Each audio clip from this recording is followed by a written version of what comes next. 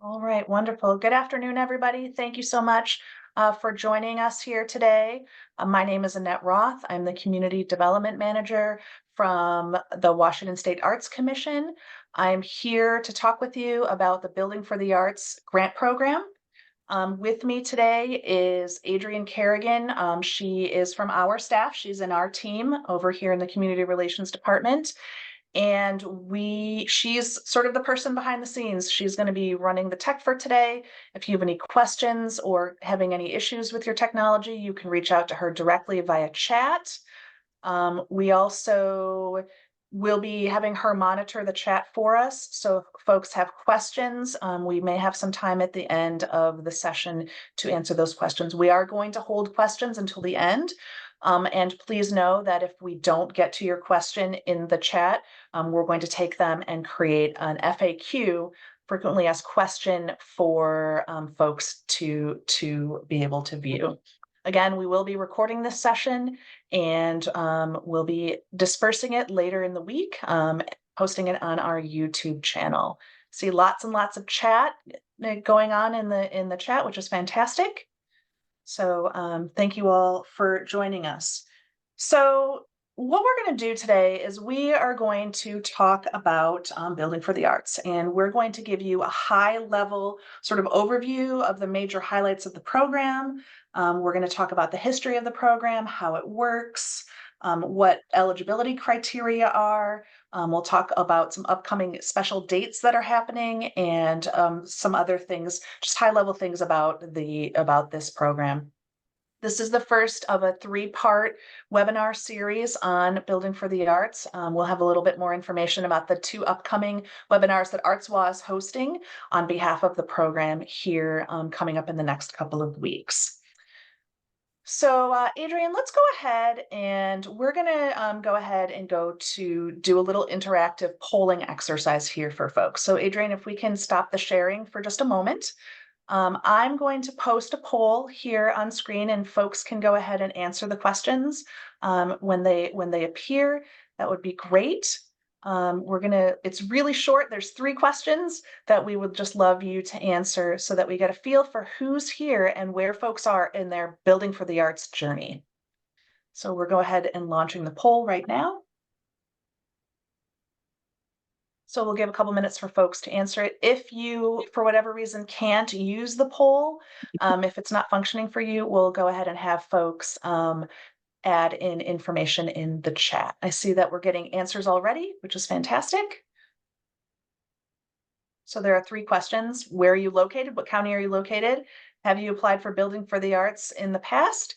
And where are you in your project timeline? Meaning pre-planning is like, we're just beginning this process. We don't really have a project completely squared away yet. We're trying to figure out what this is going to look like for us, if BFA is going to be an option for us for funding.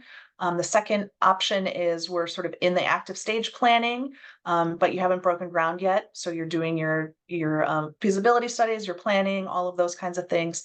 And then the third one is obviously that we're under construction right now and we are continuing to move forward. So we'll go ahead and leave this open for a couple more minutes. We want to try to see if we can get as many folks as possible to answer these questions. So far, we have almost everybody. It looks like 67 of the 74 registrants have answered, which is wonderful.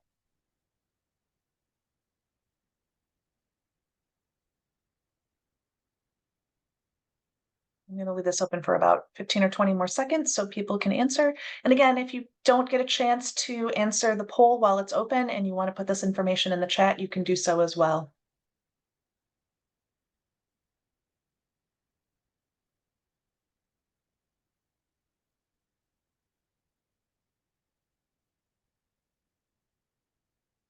All right, I'm going to close the poll here in just about 5 seconds. So 5, 4, 3, 2, 1.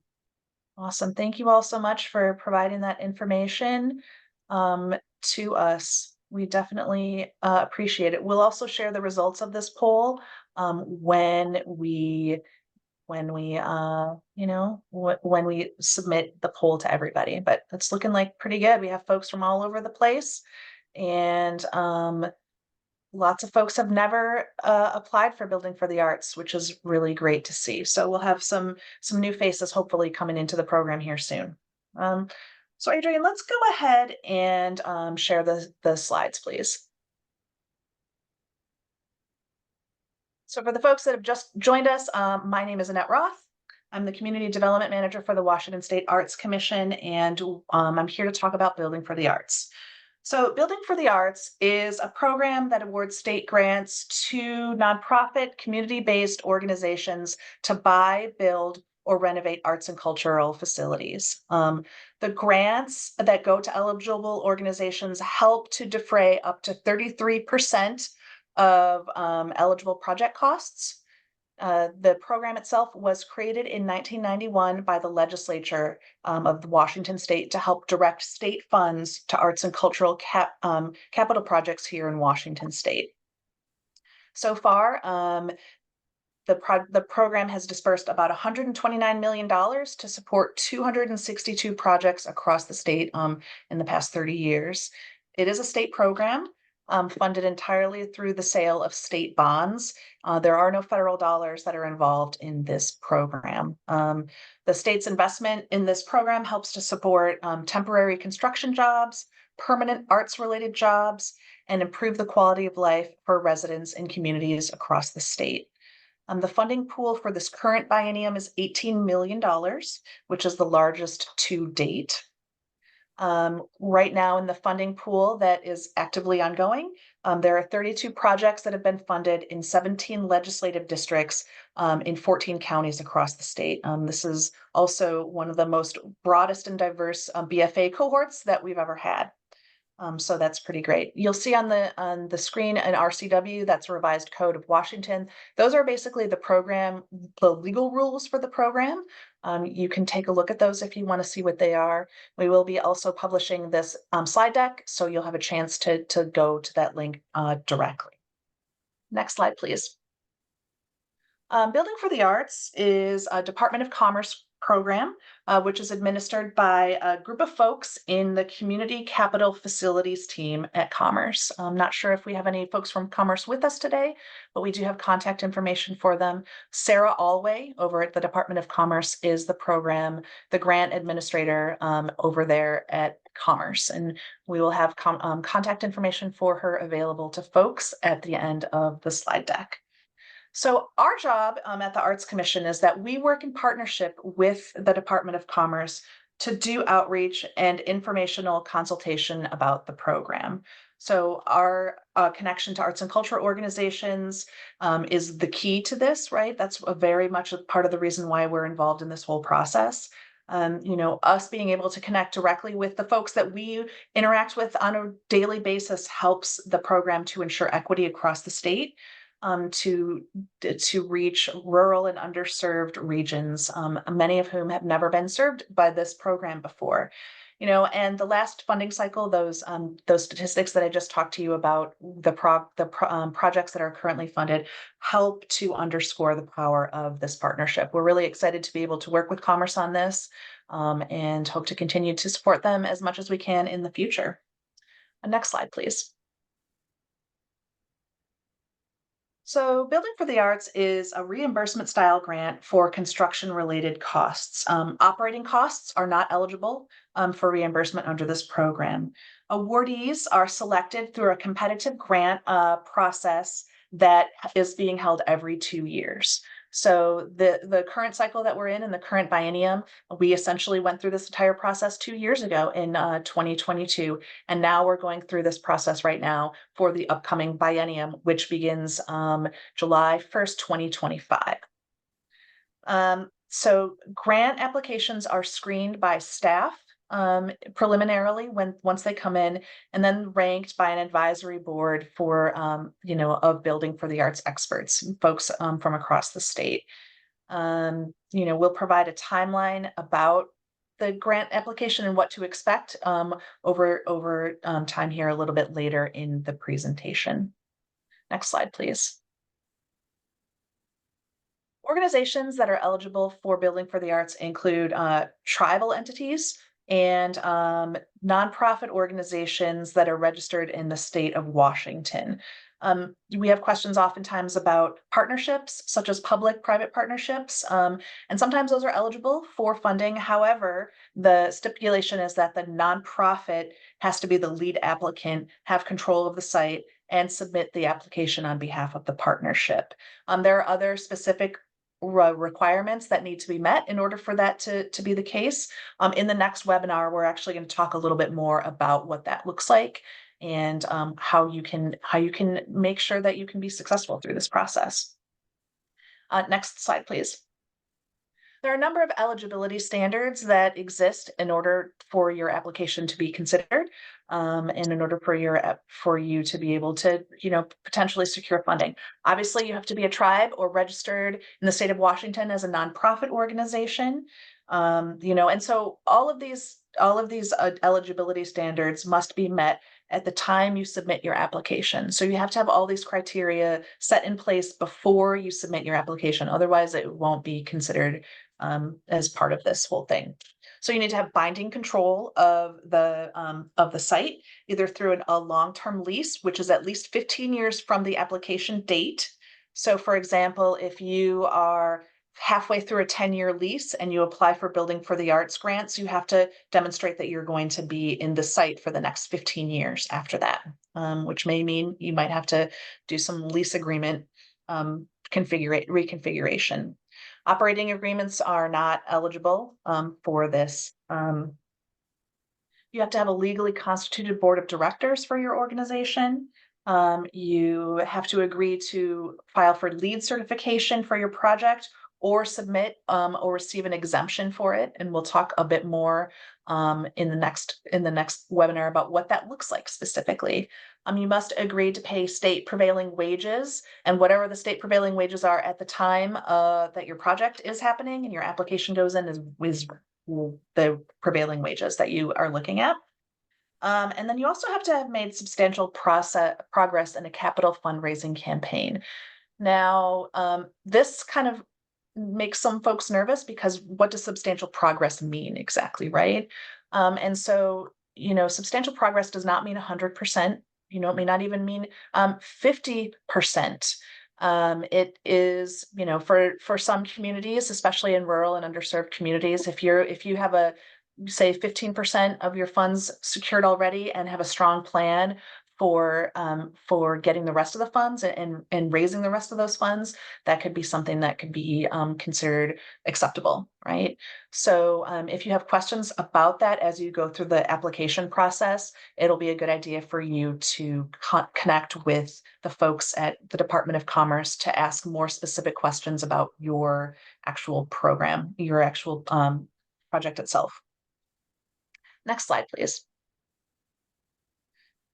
So there are all different kinds of projects that can be funded under this grant. So you can purchase, build, or renovate arts and culture specific facilities.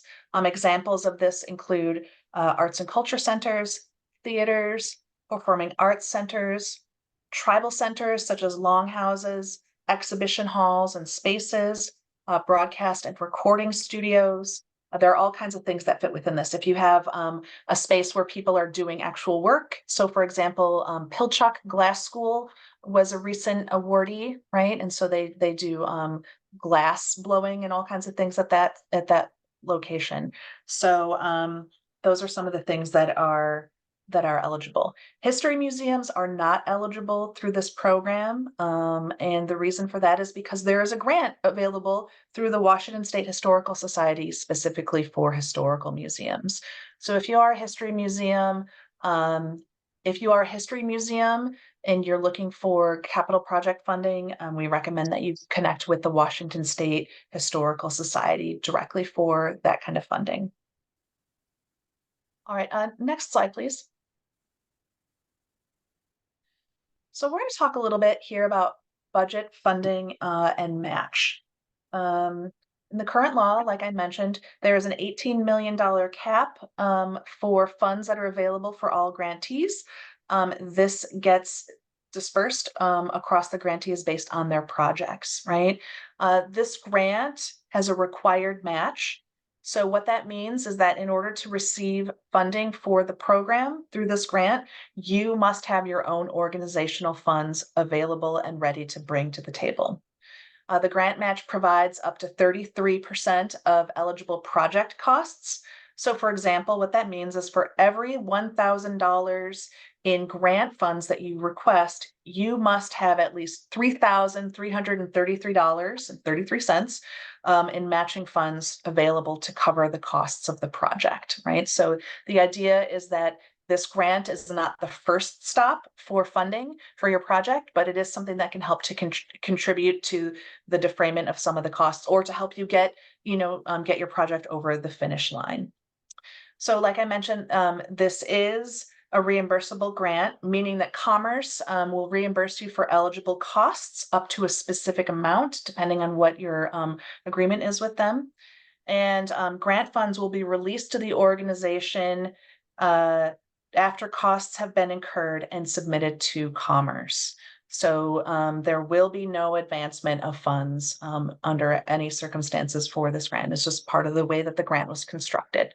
So one of the things you'll have to make sure that you do is that if you are waiting on funds to be dispersed through this grant, that you are able to cover costs as you need to throughout the project, okay? All right, so next slide, please. So there are all kinds of costs that can be reimbursed and not reimbursed. This is kind of a long list. I'll go through a little bit of it. So, the idea is that all of these grants are intended to fund brick and mortar construction costs. So, some can be associated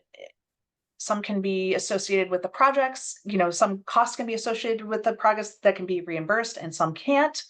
So this is not an entirely exhaustive list, but it's pretty comprehensive so far. So for example, things like design, architectural, and engineering can be considered an eligible cost. Permit fees and archaeological review can be. Construction and labor materials, obviously.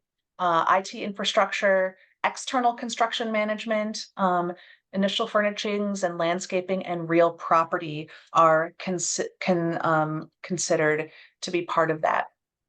Ineligible costs include internal administrative activities. So you can't use that, you can't reimburse that as part of your process. So if you have a person on staff who's project managing the project, you can't count their time as a cost for this. Project management, fundraising, or feasibility studies, and that also cannot be considered part of reimbursable costs. You can't reimburse things like office equipment or vehicles, or lease payments, or rentals, mortgages or leases, the moving of equipment, and non-capital expenses such as a website or other kinds of things like that. There is a more comprehensive list that exists within their within the grant guidelines, which the Department of Commerce will be submitting and letting folks see here within a little bit. Next question, or next slide, please. Answer question. We're holding questions until the end, so thank you. Okay. All right, so we're looking at how are projects getting scored. So if you're wondering, what are the things that they're going to be looking at for my project? What's going to be important? There are a number of things that can be taken into consideration. Obviously, your project needs to be eligible, but also they look at your organization's ability to complete the project expediently, right? So the idea is that once you get the funds available, or you get granted these funds, that your project portion, whatever it is that you're applying these grant funds to, should be ideally completed within that fiscal biennium. They take a look at your organizational capacity to run the facility effectively for the long term. Community need. So for example, if you are in a small town and you're the only theater around for 50 miles, that demonstrates a lot of community need, for example, and that's something that they take into consideration. And then they also want to make sure that you have other funding sources available, that you're not solely relying upon this grant to help you get your project funded completely. Now, obviously, meeting all of this criteria does not guarantee that your project will be funded, but those are some things that are going to be important to ensure. So, in our next webinar, we're going to talk a little bit more about what that looks like, and how to build a good plan and how to ensure that your organization is ready to take on the management and execution of a capital project like this. Okay, so let's go to the next slide, please. All right, so we have a timeline here for the building for the grants application. So I mentioned earlier that the grant itself, it goes from biennium to biennium, but the way that the planning is that they need to be able to plan for the funding before the biennium starts, right? So the funding is tied to the biennium. And so the grant application will be opening here on May 1st. So that's just about 6 weeks from now. The applications will be due at some point in the late summer. I don't know the exact date yet. Usually it's open for a couple of months. And we'll talk here in a minute about some of the upcoming things to be aware of, dates for things that are related to this. Once the application comes in, it goes through an application review. Like I mentioned, there's a preliminary review process that's done by staff, and it's internal, to check to make sure that your project itself is eligible and that you're able to meet the criteria for this. Then what happens is after that the preliminary review has happened, all of the eligible projects that scored highly enough will go on to an advisory board that is going to make recommendations for funding. These recommendations get submitted, by Commerce to OFM and to the governor's office for funding. So for those of you that don't know, there's kind of a 3-step process for coming up with budgets here in Washington State. First, all the agencies submit their funding requests. It goes to the governor's office, and the governor's office takes a preliminary look at those things and puts some things into the budget and maybe not other things. And then what'll happen is the governor will release their capital budget in December. That usually happens, so it'll be December of this year for the next fiscal biennium. Then it goes through the legislative process, and during session, the House and the Senate will also submit budgets, and then they reconcile all 3 of them together. And at some point, we'll release the budget at the end of the session. I believe next year is coming up as a long session, so it's going to end sometime in April. I don't know the exact date at this point. What'll happen after that is once all of the budgets are sort of reconciled and they have a strong, solid budget for, across the board, they will sign it into law. And so the capital budget will get signed in June of 2025 for the biennium that begins on July 1 of 2025. And that's going to be for the next fiscal biennium. It takes a couple of months usually for them to go through the funding process and getting all of the capital projects, grants signed and that sort of thing. Funds will get released to Commerce usually in the early fall, and then they'll be able to go ahead and enter into contracts for folks. So we line all this out because we want you to understand that you have to do planning, right? So if you're relying upon, if say for example you apply for this grant and you want to get funded, don't necessarily rely on it for you to be able to use this funding right now, right? You're not going to be able to access the funding until at least the fall of 2025.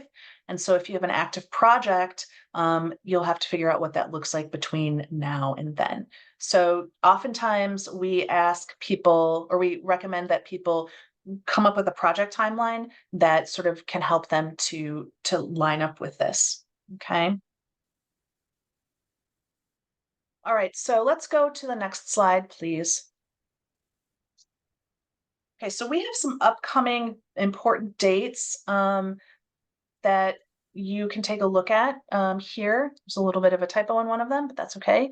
So we have a couple of webinars that we are hosting. Our agency here is hosting. One is next week at 1 o'clock, at Monday at 1 o'clock, and then the following week after that, also at 1 o'clock, for a little bit more in depth into this whole process. The next one that we're talking about is building your project plan. So what does that look like to be planning for a project? How can you ensure that you're taking all the steps that you need to take so that you'll be able to create a solid plan that you can apply for. And then the week after that, we'll be talking about building a strong application, giving you some recommendations for what's important in an application, how you can, sort of pitch your application in the best light. The grant application itself opens on May 1st. And we also have the folks in at Commerce who are going to be hosting a number of workshops that will be people can attend to learn more about the application itself and what that's going to look like, and a little bit more about the process. So the first one of those is going to be an online workshop that they're hosting on May 16th at 1 o'clock. They'll also be hosting 3 in-person workshops that people can join in various locations across the state.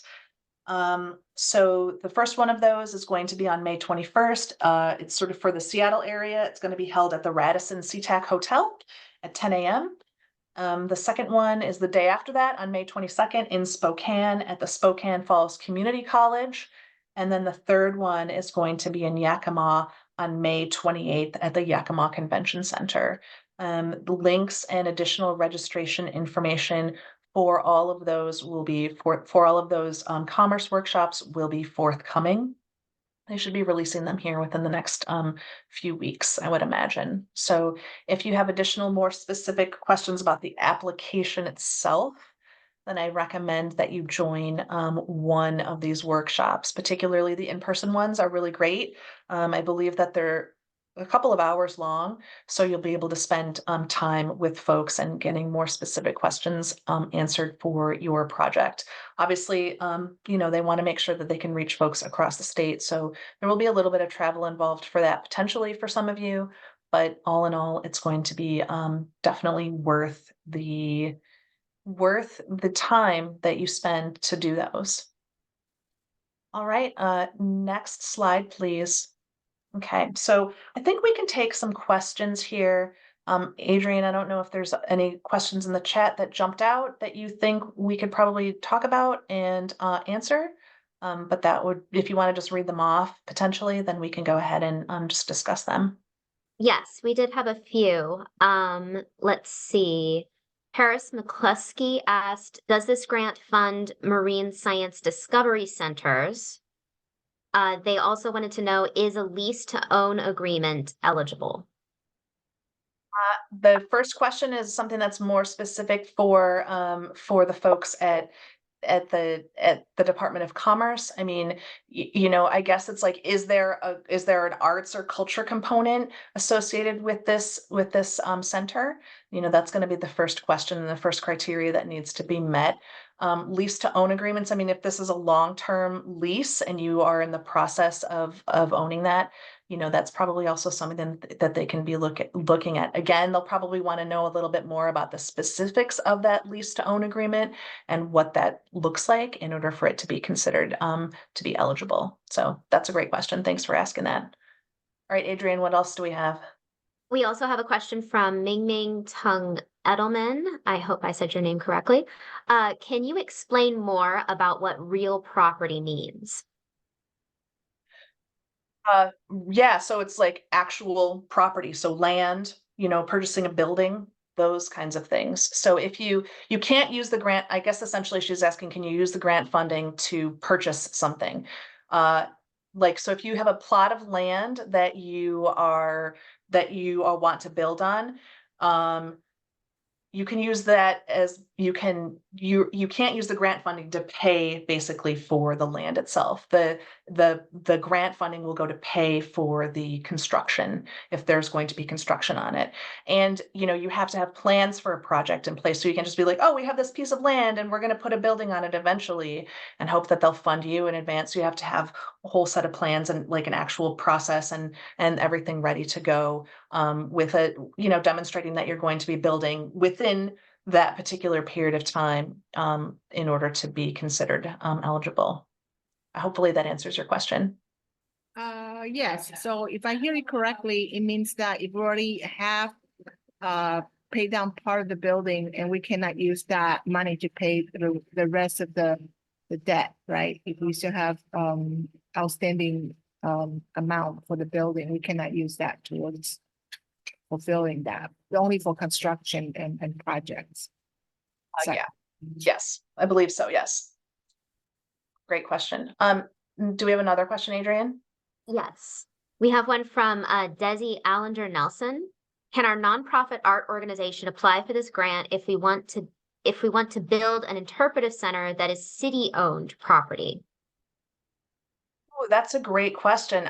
I mean, do you have a lease agreement with the city or is it an operating agreement? That's going to be the big question, right? I would say that if you have very specific requirements or very specific questions around that, it might be a good idea to connect with the commerce folks. You can see Sarah's contact information on here. That's one of the things that, there has to be some kind of a binding agreement that you have for the property, right? So if you're a leaseholder or an owner of the property, joint operating agreements kind of are a little bit different than that. So I'm not really sure what kind of an agreement you have with the city itself. But if you are a leasee, right? Then that should work. Okay, our next question is Margie Johnson's. What are the considerations for receiving an exemption from the LEED certification? For example, if we are remodeling just a portion of an existing space, would we be exempt because we are not touching the whole building in the external structure? It's a great question. So there are some exemptions around LEED. One of them is size, right? So if the space that you're renovating is less than 5,000 square feet, you can get an exemption for that. So that's going to be one of the things to think about. We are going to cover more about those LEED exemptions and that sort of thing and what that looks like in our next webinar. So if I go too far into it, y'all aren't going to come to the next one. But yeah, so those are some of the considerations to think about. Okay, next question, please. Okay, let's see. Inji Kamel asked, can the project be completed in 2024? Be completed in 2024. Oh, and then you're applying for funds retroactively. You can apply for funds retroactively. Obviously, they will want to see what the project looks like and that sort of thing. But I mean, you can apply, right, and see what that looks like. They have criteria for what that is, and there's a certain amount of time you can go back when you're applying for funds retroactively. It's usually like the beginning of that previous fiscal biennium. So I think for this time around, it will be, you can't do construction costs that are before 2022 essentially, because that's too far back. The next question is Era Pogosova.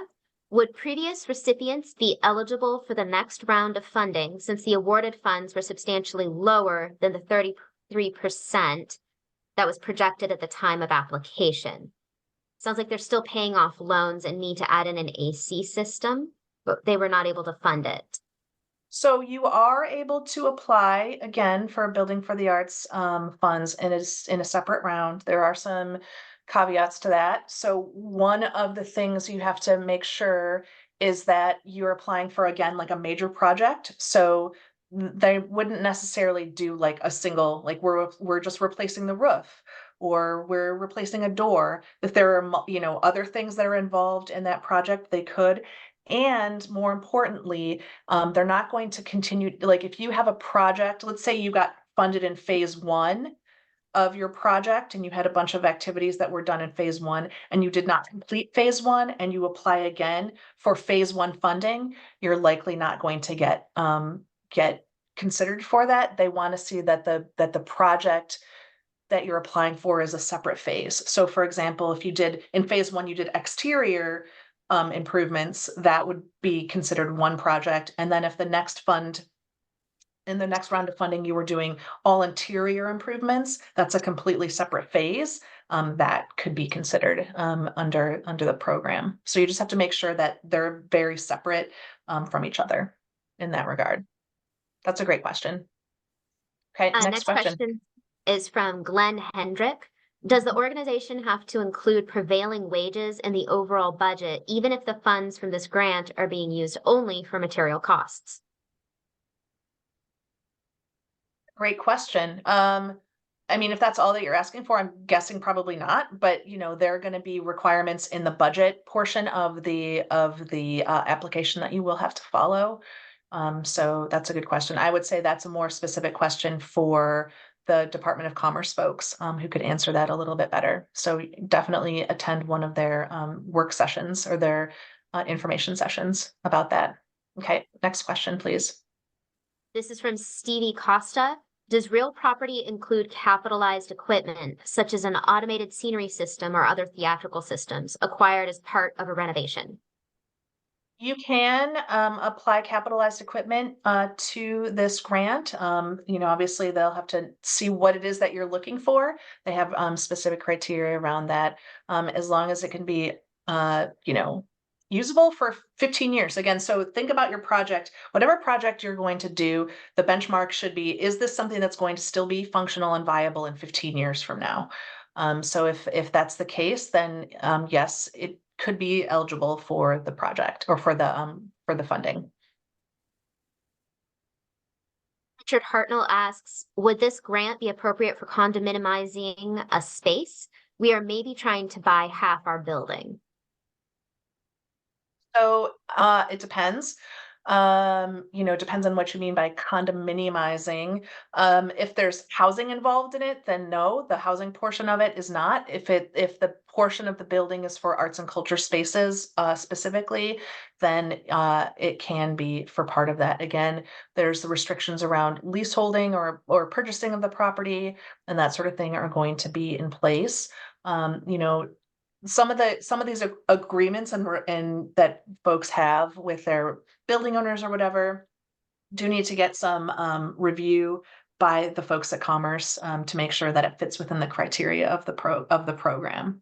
So, but that is a good question. We have seen that happen to a certain degree, right? And depending on what those costs are going to be, you might not, you know, so for example, if it's like a building envelope that you're part of the building, but the other part of the building belongs to somebody else or, you know, another organization or is taken over in a lease by another organization, you're probably not going to get fully funded for that portion of the project.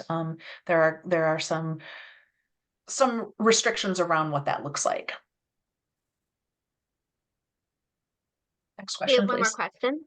Okay. Stephanie Lyle asks, would a historical society be able to apply for funds for a city property leased for an arts center in a historic building? It's a great question. You know, in theory, perhaps, but again, you know, you have to look at what that leaseholder looks like, who owns it, who's the applicant. If it is for arts and culture center specifically, then yes. If it's not, then no. I mean, so you can get funding. I mean, historic buildings obviously are eligible for this funding, but it might be a good idea for you to honestly take a look at the different grant programs they have available through the Historical Society versus Build It for the Arts. They have slightly different criteria and kind of deciding which one works best for you. You know, both of them probably aren't going to, you know, and one of the things also is that you can't use state funds to match other state funds, right? That's not allowed in this program. So, and you shouldn't, and and they don't really want to see you taking on multiple sort of seconds, as it were. So, I would say look into the different programs and see which one's going to fit your needs better. That's a great question, though. Thank you for asking that. Okay, Adrienne, do we have any other questions? No, I think that closes out the questions. All right, awesome. Okay, we have a couple minutes, so we can open it up potentially to folks who have generalized questions about the program itself. Again, next week, we're going to be talking about planning your project and making sure that you have sort of all your ducks in a row, as it were, for getting things ready to go. We'll talk more about LEED certification. We'll talk about feasibility studies and when they're needed and when they're not needed. We'll talk about getting funding ready to go, and how you can make sure you have all that stuff lined up before you have your application submitted. But we'll open it up here for a couple minutes for maybe 1 or 2 questions. Please do not just jump in, use your hand feature, so that way we can ensure that folks get, okay. Ming Ming, go ahead. Yes, regarding required match, reimbursable, can you go over, you said since we shouldn't be using the state fund, if we already got a BCF grant previously, we cannot use that to match. Can you just look at what kind of matching you're looking for? So we're going to talk a lot about that next week, but essentially, if you have cash, real estate, you can use some in-kind for match as well. It's just not, you can use foundational funding. You can use funding from other sources. So if you get a grant from another organization that's not state, if it's from the county or from a federal foundation or something like that, all of those things could count as match. So if it's a HUD money we already get, we can use that as a match. Sorry, say that again, please. If it's a HUD money from the federal government, we can use that as a match. I believe so, yes, you can, depending on, what it is. I mean, obviously, there's going to be some, and we don't get federal funds for this program, so. Got it. Yep. And then, okay, all right, thank you. Sure. I see Carson has their hand up. That's right. Yeah, I had a question regarding the historical museums being ineligible. The Yes. organization I work for is a Laluska Foundation and Cultural Center, and there is a Laluska Museum as part of the organization. Would that make the organization ineligible? But that's a great question. I think that's a conversation that we'd have to find out a little bit more about your specific, what you have specifically that's going on with your community. So the historical part of it, if it's an historical museum, no, but if there's a cultural center, then yes. So I think they're going to want to know a little bit more about what that project specifically would be in order to determine if it's fundable or not. And it's entirely possible that a portion of a project could be funded depending on what that looks like, so I don't want to say definitely yes or no. I think that getting a little bit more information offline would probably be helpful. Okay. Great. Thank you. All right, thanks so much. Ellen. Hi. I'm not sure how to say your last name, so. Case. Okay, great. Case, yeah. If several arts organizations in Seattle, say, wanted to partner on acquiring a performing space, would it be necessary for us to form a separate 501c3 organization, or can joint applications be accepted? It does need to be like a preliminary, like a, one person or one organization that's going to be the lead applicant. Depending on what your project is and what that looks like.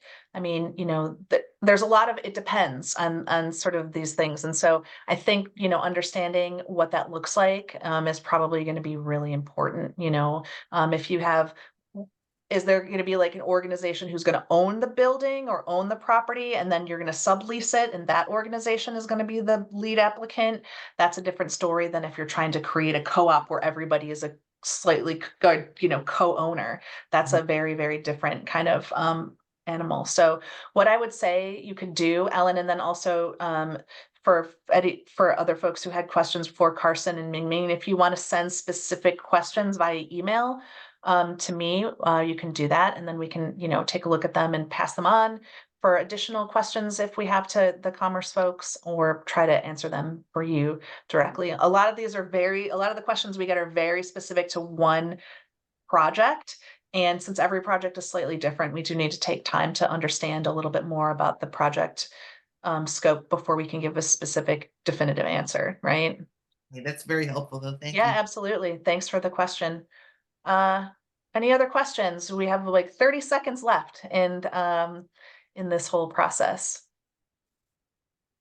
Okay, so if folks have questions, you can feel free to email them over. Wrist in that? Oh, I have tendonitis. It's no big deal.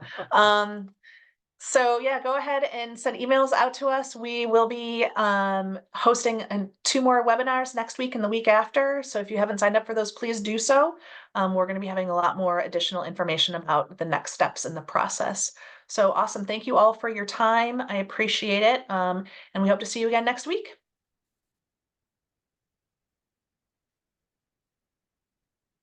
Bye, everybody.